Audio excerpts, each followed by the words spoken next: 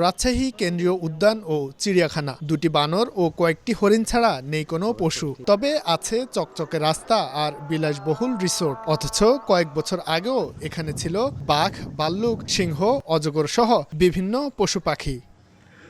সংশ্লিষ্টরা বলছেন, করোনা পরবর্তী প্রায় ২০ কোটি টাকা খরচ করে সিটি কর্পোরেশনের সাবেক মেয়র AHM খায়রুজ্জামান লিটন চিড়িয়াখানাটিকে পার্কে রূপ দিয়েছেন। সে সময় বেশিরভাগ পশু পাখি দান করা হয় দেশের অন্যান্য চিড়িয়াখানায়। নির্বিচারে কাটা হয় প্রায় ৩০০ গাছ। এতে ক্ষুব্ধ নগরবাসী। কয়েকটা বানর আর সাথে কিছু হরিণ আর কিছু মাছ, তাছাড়া আর কিছু দেখলাম না। যেখানেই যাবেন শুধু পার্ক, মানে মানে রাইডস টাইপ, তারপরে সবকিছু পার্কের মতো করছে আর কি। যে হাতি ঘোড়া আগে ছিল, বাঘ ভাল্লুক, সেটা আর নাই এখন। চিড়িয়াখানার আপনারা দেখভাল করবেন যেন আবার সে আগের মতো পরিবেশ ফিরে পায়।